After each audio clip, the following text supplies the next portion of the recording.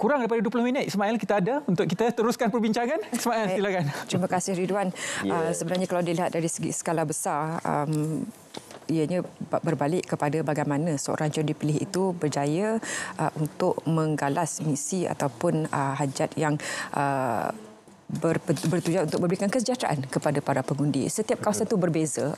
Dr. Aziz, bagaimana dilihat seorang calon itu mungkin?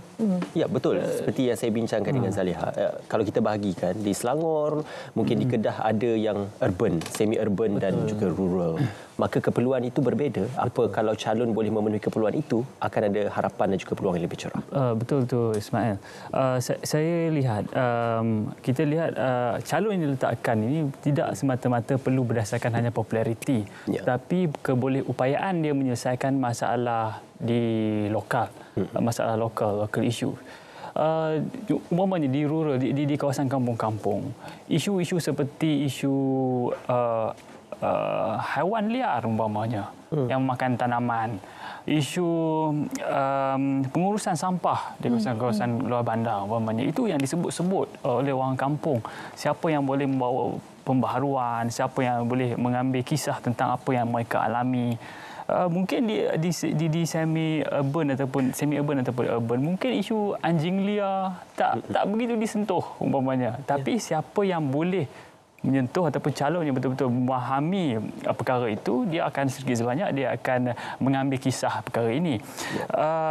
Tapi betul, calon yang boleh dan diyakini mampu mengendali isu-isu lokal ni, saya fikir akan mendapat banyak perhatian daripada para pengundi, insya-Allah. Okey. Pada saya, apa yang paling penting ialah isu perut. Isu everyday define. Mereka melihat bagaimana nak mengurus harga barang yang mahal.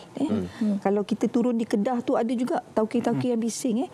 Dia hanya dapat untung 1 sen saja, tak boleh nak cas lebih, kerana harga barang mahal disebabkan oleh inflasi. Dan isu lokal ini termasuklah isu jalan tak berturap atau tidak, isu SME, small medium enterprise, ibu-ibu, ibu tunggal yang berniaga kerepek itu semua. Tapi Dr. Adi tanya, tugas wakil rakyat ini hanya membawa legislation proses ataupun proses undang-undang ke DUN ataupun ke parlimen, bukannya menjadi pihak berkuasa tempatan ataupun majlis daerah. Jadi bidang kuasanya itu bagaimana? Pertama sekali, asas kepada demokrasi, for the people, by the people, of the people. Jadi semuanya adalah untuk rakyat. Seharusnya rakyat itu dijadikan keutamaan kepada pemimpin yang telah pun diberi amanah. Maknanya telah diwakilkan untuk memimpin dengan undi yang diberi itu, mereka menggalas amanah menjaga kebajikan pengundi kawasan. Jadi kalau isu lokal itu tidak boleh dibantu, siapa lagi? Jadi di situlah ada persoalan, mengapa perlu kita memilih wakil, kerana kita adalah representatif demokrasi, demokrasi berperwakilan. Jadi kalau wakil yang diberikan, ditugaskan untuk menjalankan tanggungjawab, tidak berjaya menunaikan apa yang telah dijanjikan, maka itu menimbulkan persoalan besar dalam kalangan pengundi. Jadi pada saya, isu lokal masih lagi isu utama di kebanyakan DUN, dan isu perut itu sentiasa mengatasi isu-isu yang melibatkan sifat federal dan sebagainya. Rasuah, apa itu rasuah? Mereka mungkin tak boleh nak memikirkan berapa banyak, berlori-lorikah duit yang telah diambil. Jadi mereka tak melihat itu, melihat balik kepada kepentingan, kebajikan mereka yang perlu dijaga.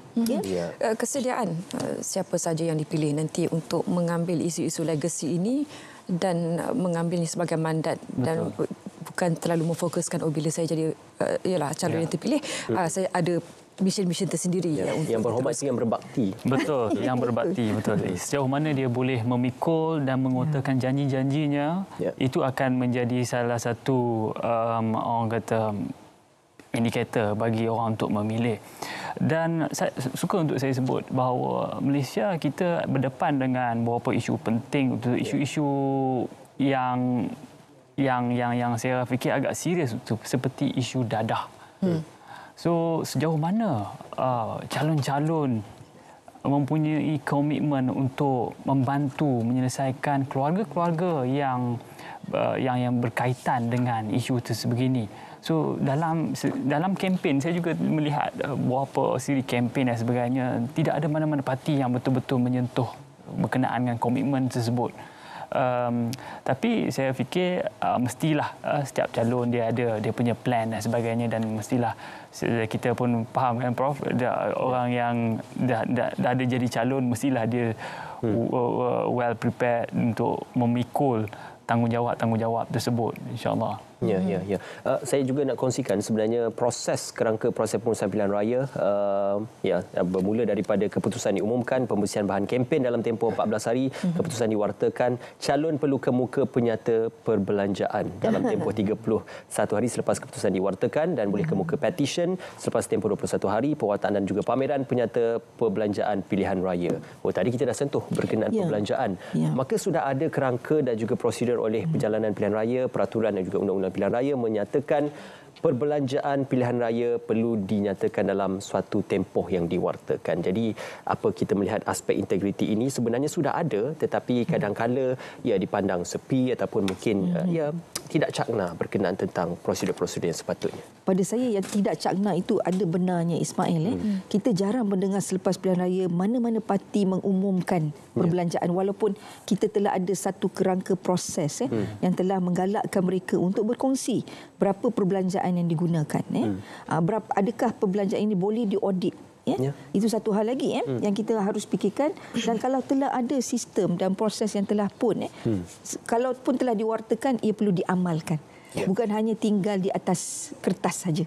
Ia perlu dibuktikan, dipraktiskan dan dinyatakan pada orang ramai supaya maksud integriti itu boleh bukan saja difahami tapi boleh diamal dan dihayati. Setiap botol air mineral itu perlu diwartakan. Walaupun sekecil itu. Itu melambangkan aspek integriti. Okey, kita nak bersama dengan Ridwan, ada paparannya, ada perkongsian yang akan dibawakan sebelum kita mengakhiri untuk blok yang pertama ini. Kita terus saja bersama dengan Ridwan. Silakan.